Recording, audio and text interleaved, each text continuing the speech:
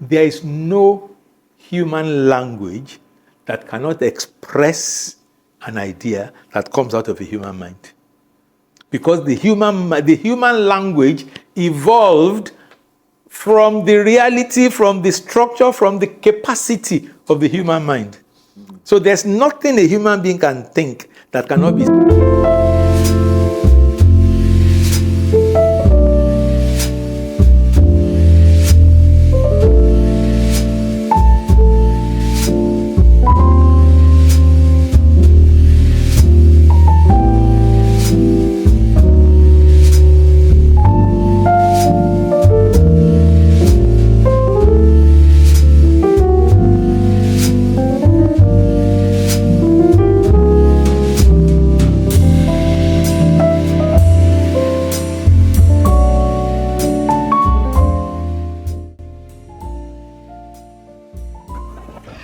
Hello once again and welcome to the concluding part of our conversation with Dr. Adegbola. For those who have been following, you can testify that the first part was quite interesting, quite an eye-opener. I know it will spark a bit of controversy. Some people might have contrary views or see a lot of stumbling blocks here and there on why this might be a bit difficult for us to implement in Nigeria here. However, I would like to ask you to sit back, relax, watch the concluding part of that interview, and then we will come back and have a little bit of discussion before we wrap up finally. So please don't go anywhere. Sit back, relax, and enjoy. Of course, I am Sele, and with me is Adeyo. She was already fuming under the table, thinking that I would not introduce her. She really doesn't need any introduction, but hey, you know how it is now. She always wants to be introduced. My mind is processing in English or Yoruba. I'm not sure which it is. All right then. So let's just jump into it, and then we'll come back afterwards. See ya.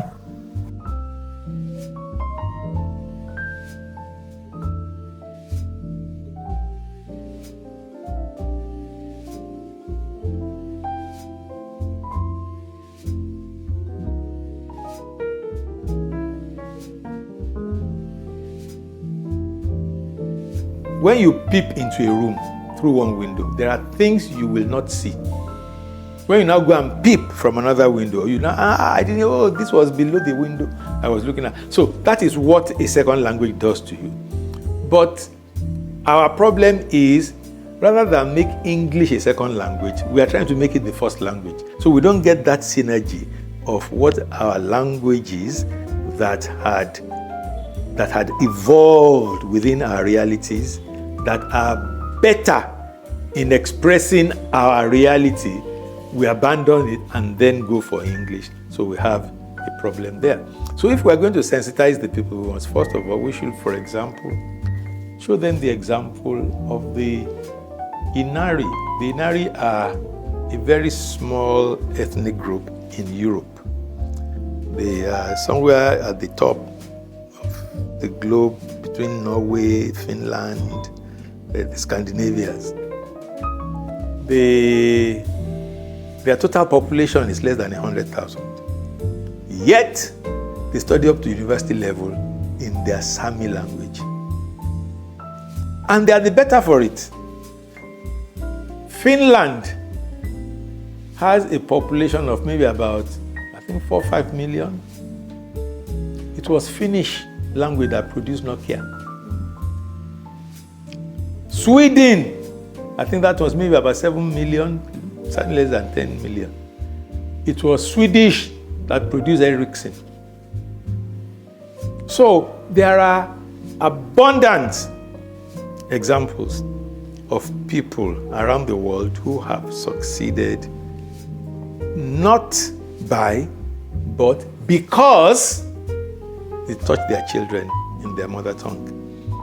There's only one nation that I know in the world that achieved industrial breakthrough in a foreign language. That is Singapore. And if you go and look at the population of Singapore, know that you can ship all Singaporeans to England for 2-3 years to go and learn English and come back. There is only one country that I know in the world that uses their mother tongue in education but have not achieved industrial breakthrough. That's Ethiopia. And if you look at the colonial history of Ethiopia, everybody has tried to colonize Ethiopia. Is it the Italians? Is this the English? Is it the Germans? They're just here and there. So we have to take account of that. So it means, therefore, that there is a very, very strong correlation between the use of the mother tongue in education, particularly education of science and technology, and the capacity to achieve industrial breakthrough. Now, it's interesting that we are talking about industrial breakthrough because that is the phase in human development that is now properly understood. We can look at historically and we can use the parameters of that era to understand our world. But whilst we are doing that, we are also moving into the so-called information age. Now, if language played so much role in determining success in the industrial age, how much more will language determine success in the information age?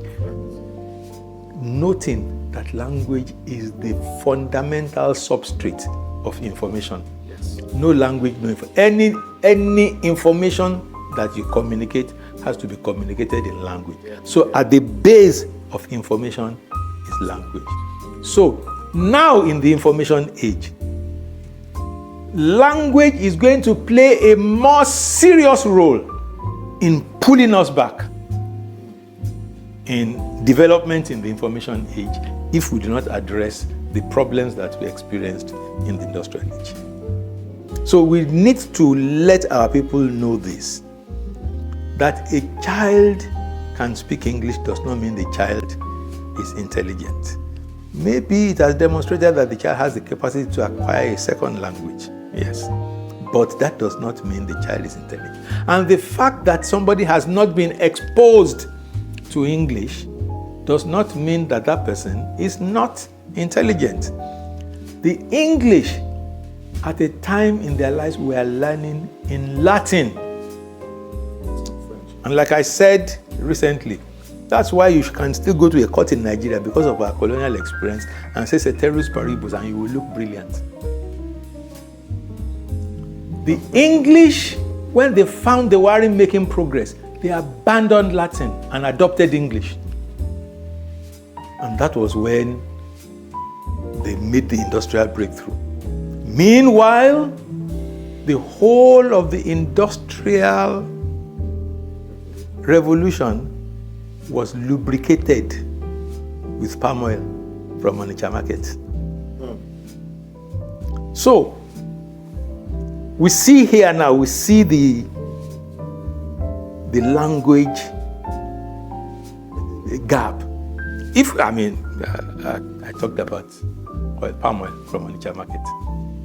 What is the difference between Nigeria with palm oil and Malaysia with palm oil?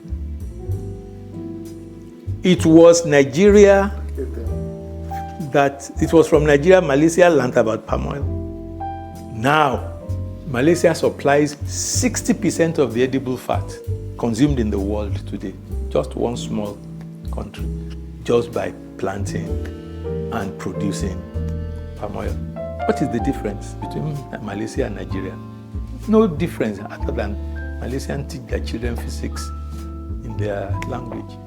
We teach our children physics in English.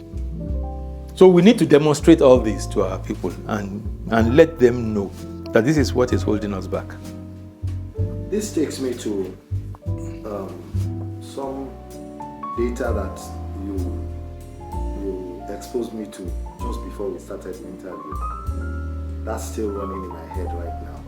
and I want you to speak to us about it. The experiment where you had children from primary all the way up to university level, and you were monitoring them local language and English, and we could see the difference. Could you please, sir? Well, that was the 6-year primary education experiment in Ife. It was an experiment performed in the University of Ife by, of course, Professor Babatunde Adegbola, who at one time was even Minister of Education in Nigeria.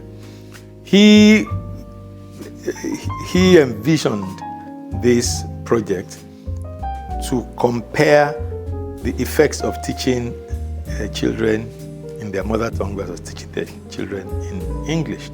So they performed the experiment in a school in Ife, in which primary 1A was taught everything in Yoruba and taught English as a subject. Primary 1B was taught everything in English and Yoruba as a subject. And because it is a study, it's an experiment, so the primary 1B now constitutes a control to the experiment, while primary 1A is the experimental class. So they kept watching the two. The first observation was that the dropout rate in primary 1A is significantly smaller. So Primary 1A, where they spoke Yoruba, the smaller. So primary 1A, where they spoke Yoruba, the dropout and rate learnt everything in Yoruba language. in Yoruba language, but English has the dropout rate was Less dropouts yes, because what in Yoruba language. in Yoruba language, but English has the dropout rate was Less dropouts. yes, because what causes dropout? A child is sent to school, first 2 years is struggling with English, and if he doesn't catch up, lokoshe, go and learn some trade. But because the child was being taught the language that he had already acquired from home, the dropout rate reduced. Of course, there will still be truancy, there will be the difficult boys and girls, those ones still dropped out. But you now saw that the effect of lack of ability to cope with a new foreign language had been removed from the dropout rate. And they kept on following them. When they got to secondary school, they noticed that the ones that were taught in Yoruba, in fact, the dropout rate, it was not only that the dropout rate in class 1A was lower than dropout rate in class 1B. It was lower than the national dropout rate. Yeah. Wow. It was lower than the national. These are facts that you can find in books. In fact, I have a book that reports that study. So they traced them to secondary school. They found that the ones that were taught in Yoruba did better, first and foremost in English. They learnt English in Yoruba. Yeah, the ones that were taught in Yoruba in the primary school, Yes. who were taught English as a subject, did better in English in secondary school than those that were taught in English and Yoruba as a subject. And they traced and traced and traced all the way to university level. And it was found that there was no point where you can say, oh, what a pity, this boy or this girl or this man or this woman has suffered a disadvantage because they were taught in Yoruba. In fact, when one of the students in that experiment became the head of department of a department in the University of Ibadan, I thought we will go into celebration. I thought we will go, and this was like maybe 10 years ago. I thought we will make that point that look, that this experiment still continues to succeed, but we are not that reflective. So we lost that opportunity. So the fact is there that making children comfortable in learning by teaching them in a language they already understand is far better than taking them through a trauma of learning a second language so that they can now learn in that language. Well, you just heard what Dr. Adegbola said. Children who learned in their native language, learned all the subjects, ended up being more brilliant. They did better, yeah. More able to cope with the academic rigors, all the way to the university level. Yeah. So, what are we talking about here? I mean, these are facts. We're not theorizing. We're not, when I started that statement before the interview, I said, it's my belief. And you corrected me. I said, no. It's not a belief. It is knowledge. It's knowledge. It's a fact. It is true and it is justified. And I have data. I have studied this phenomenon. I have data showing the Human Development Index in about 50-something countries of the world. African, Caribbean, Latin America, Asia. And you see a clear and distinct, significant difference in the Human Development Index of countries in which the young people are taught in a foreign language and those that are taught in their native language, in their mother tongue.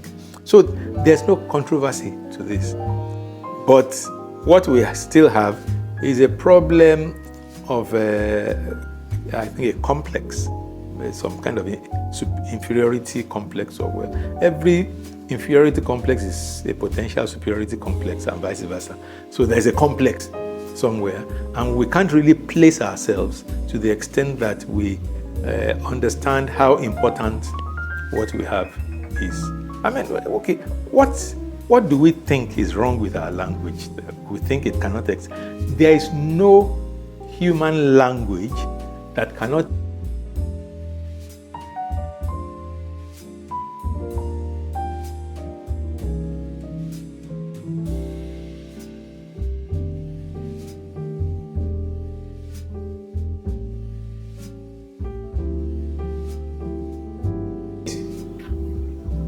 any language that human beings evolve.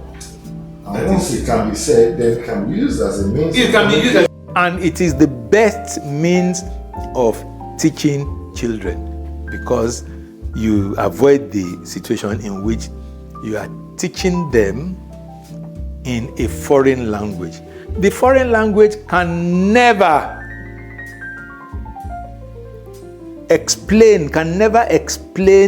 express their environment in the way the local language explain the environment. I was relating recently that when you teach your child that, the children say things like, oh, manana, anapa, 8-year-old blabbing. He said, what is it? Say, oh, manana. It is because the reality in the song is not real. Dawn on him. He or she is not aware of it.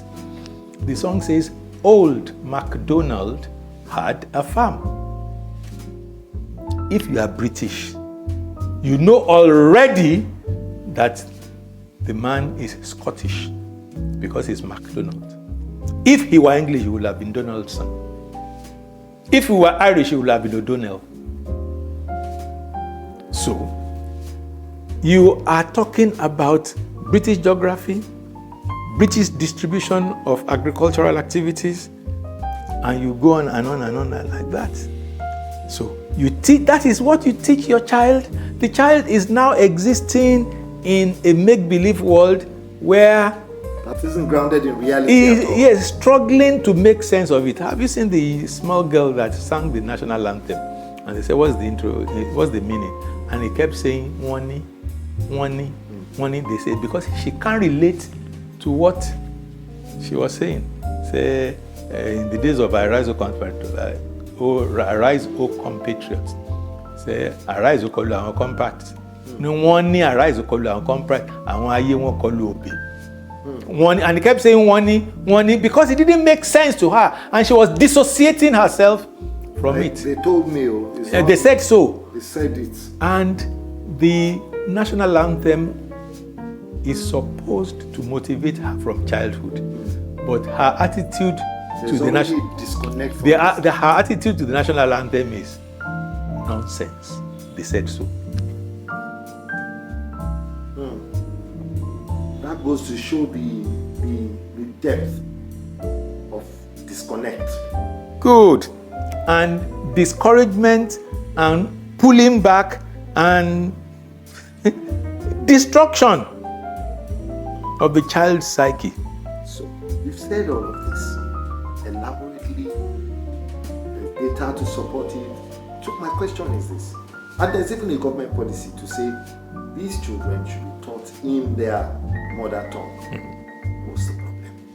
Why is that not being implemented? Why is government not even enforcing, so to speak? Because we're not convinced. The policy was made by experts in the subject area, but we don't seem to agree with them. I have my circumstances are such that my children were born abroad and they went to primary school abroad.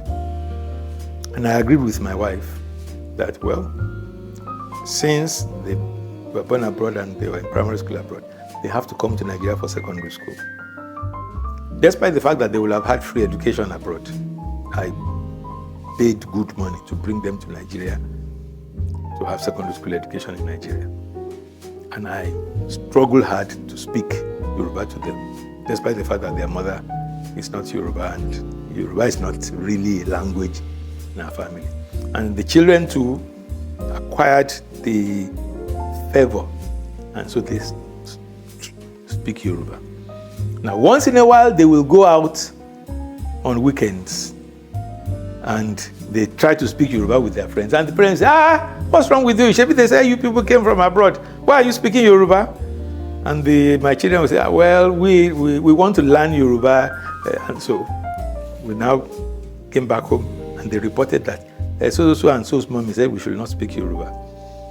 So when next I went to collect them from that family, I raised the point jokingly that, Mama Akini, my children said, your house is a no Yoruba house. Yes, so I said, but these children, I paid good money to bring them to come and learn Yoruba. I said, yes, your own children have understood English. Now you want to prevent my own children? No, let my children to understand English. So how do you respond to that kind of situation? So it is a big, complex problem. But I don't believe that we cannot overcome it. We have the data, we have the facts. We just have to sit down and make the facts into digestible campaign materials that will get people to understand. And we must not overlook the problems that may arise. For example,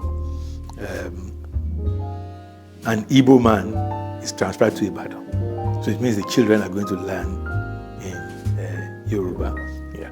So that is not really a serious problem because Yoruba people go abroad to go and study sometimes.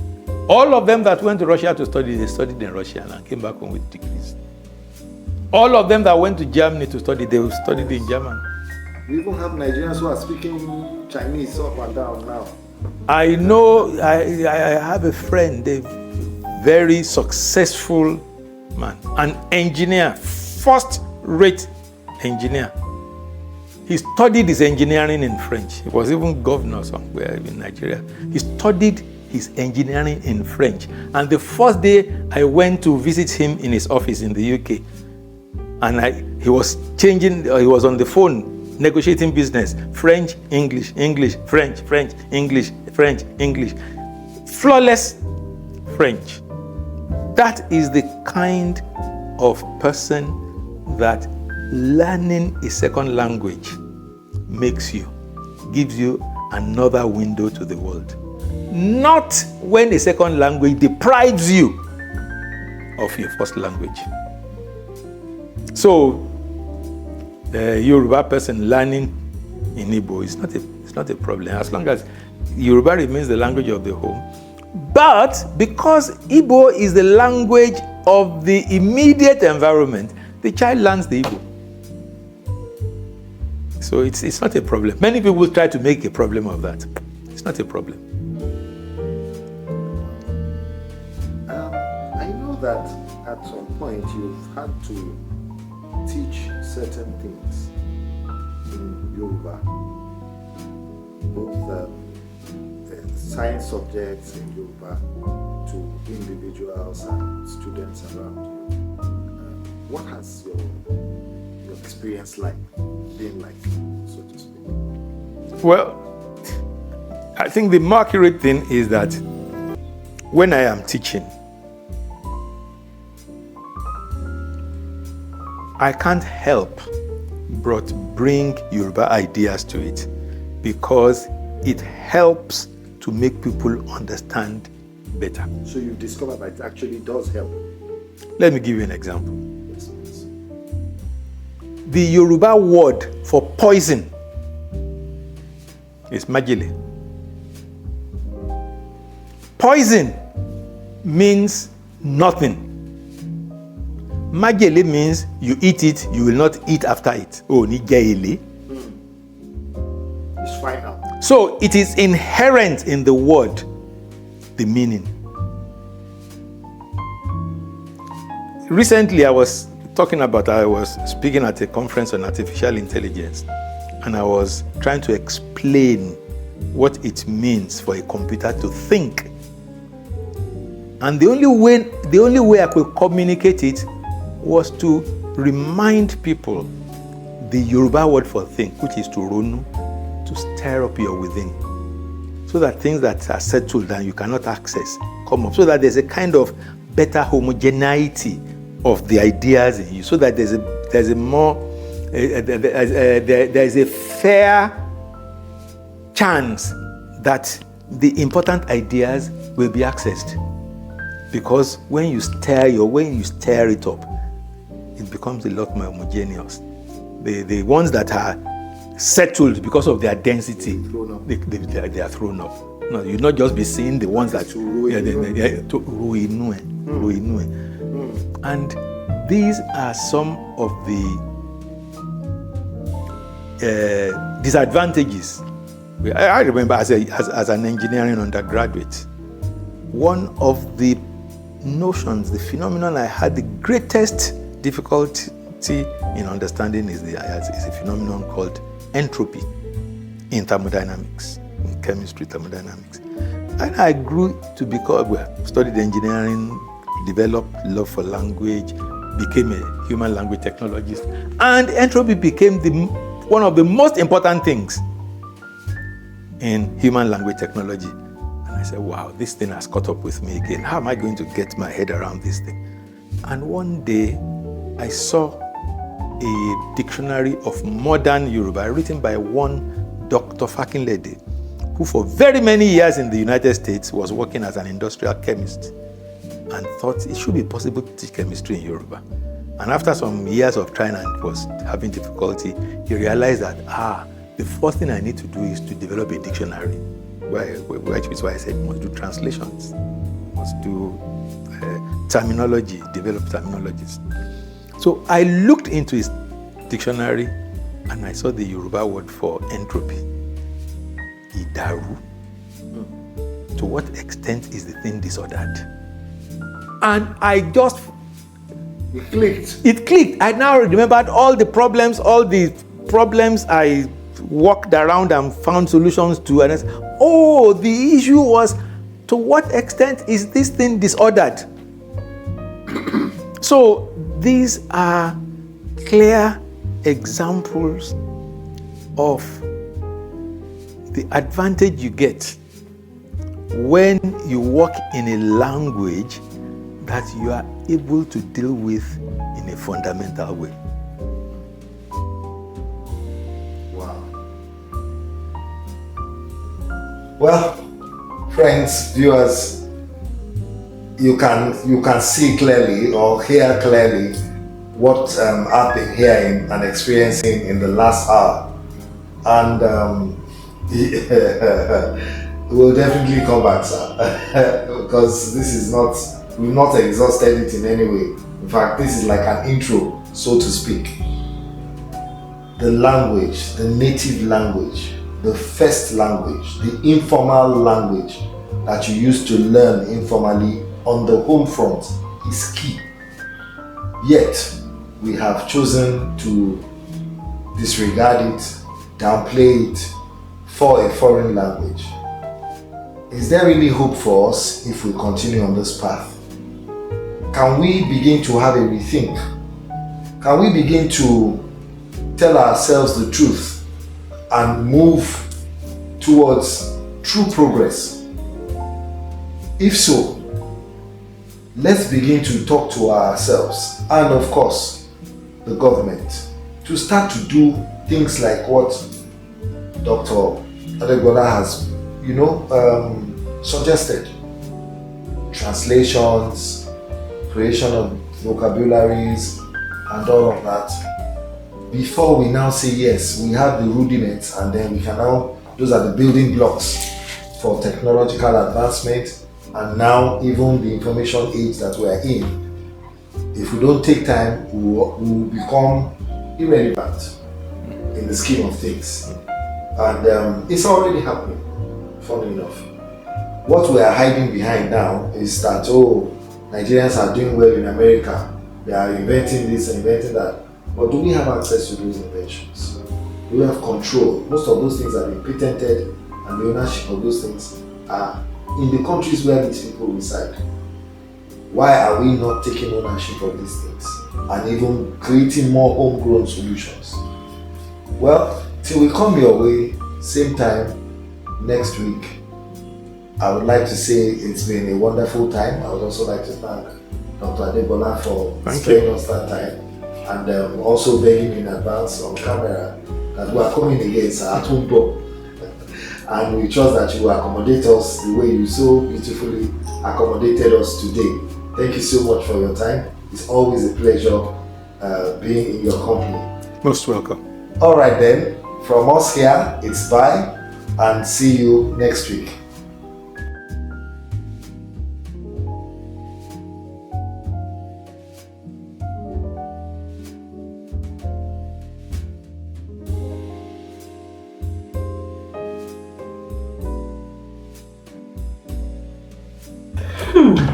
Wow. Welcome back to the to the studio, I would say, after that fantastic conversation with Dr. Adegbola. You'll agree with me, Adele. We stand to gain a whole lot from learning in our local language. Just like I pointed out we discussed with Dr. Adegbola, a lot of parents don't, the challenge will be with a lot of our parents who think that English is superior, and they probably won't even be caught dead allowing their children to learn anything at all in local language, because then it makes them local, What do you think? Let me start from there. I grew up in a house where I couldn't speak Yoruba. It's either my dad would speak English and you dare not respond in Yoruba.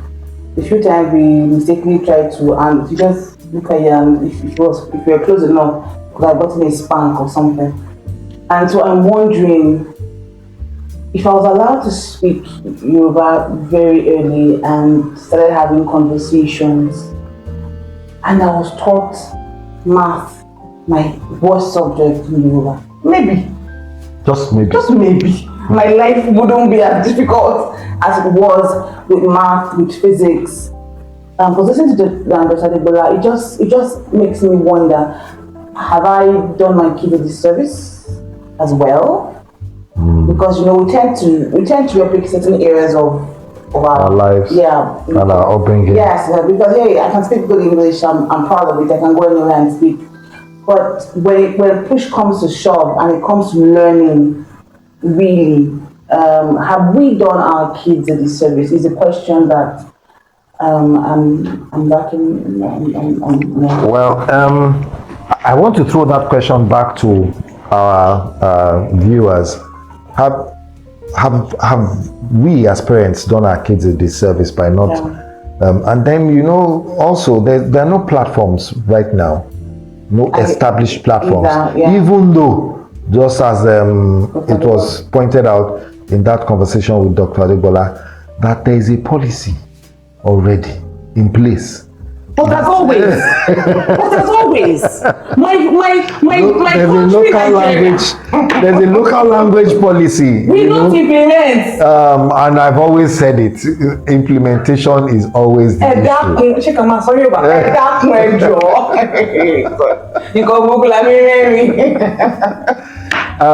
Yes, for real, it's really a sad situation. Yeah, it is. Because the Industrial Revolution and even the information revolution right now, or the information age, the AI age that we're in right now, that we're entering into now, can be better enhanced if we latch on to these things and feed it our language correctly. You know, because even now, I don't think there's any AI tool that recognizes any local Nigerian language. Okay, so I know that one of my daughters had an assignment in Yoruba, and I said asked ChatGPT, and she put it in, and ChatGPT responded in Yoruba, and I said ChatGPT should translate it so that I'm sure that's Kubami Big Baggy. And then ChatGPT was correct. But ironically, today, I needed to send a short prayer to someone, and it came in my head in Yoruba. And so I wasn't sure. I had to cross-check, and I was going to ask. So I went to Meta AI first. I said, interpret this. Meta AI did absolute rubbish. So I was like, no. ChatGPT even tried and came close. Apparently, well, it didn't quite hit. No. Apparently, what I was saying was quite, and so I was like, okay, so ChatGPT AI has to be worked on to take our language and bring it out, because we need to speak. You're even talking about the user end. I'm talking about the back end, using Yoruba as program. Yes. That is the real source, not that user interface thing. Wait, that you're talking about. Program in Yoruba. It sounds strange. No, well, after this to Dr. Adegbola, it doesn't sound strange anymore. How do you program in Yoruba? How do you say? Okay, do you know? Do you know that some research studies are even showing now that those ones and zeros that the computers use in programming language are actually similar to the Ifa or the Odu Ifa and all those things. Yes, it's proven, because when you see the symbols for the Ifa thingy, is actually ones and zeros, and they mean something. If you show a typical babalawo, I said the word.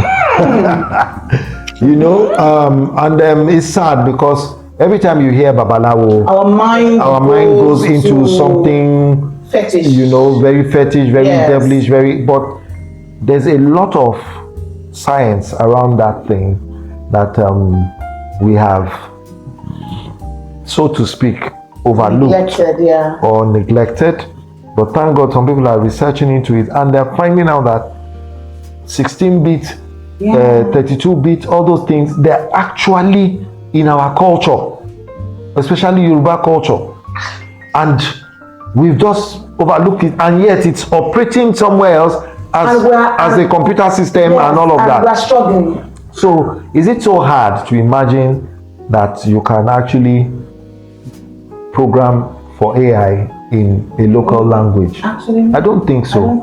I don't think the Japanese man or the Chinese man or the German or the Russian do AI in English. They don't.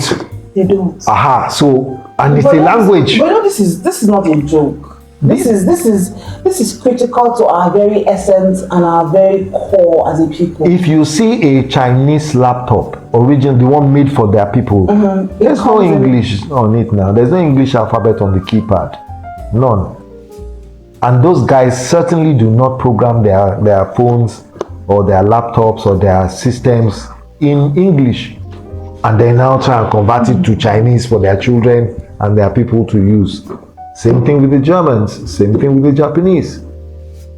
It's only us. We have been programmed, Africans. Yes. We have been programmed to believe that if you don't use English, or maybe for the Francophone guys, French, if you don't use any of those languages, then you are less than human. And so we even tend to measure our success, intelligence levels by English language, you know. And all, anyway, a lot has been said. A lot has been said, and I crave your comments, please. I beg you. This, I mean, if you didn't know what to say in other episodes, this one there should be something to say about it. So please, like, share, and comment, subscribe. In fact, turn on the notification, but that bell, turn it on, please so you know when we start. Every time we go online with a new episode, it gets to you. You're one of the first people to be notified. Till we see you again, same time on School Talk Cafe. It's bye from both of us. Bye. Udabo.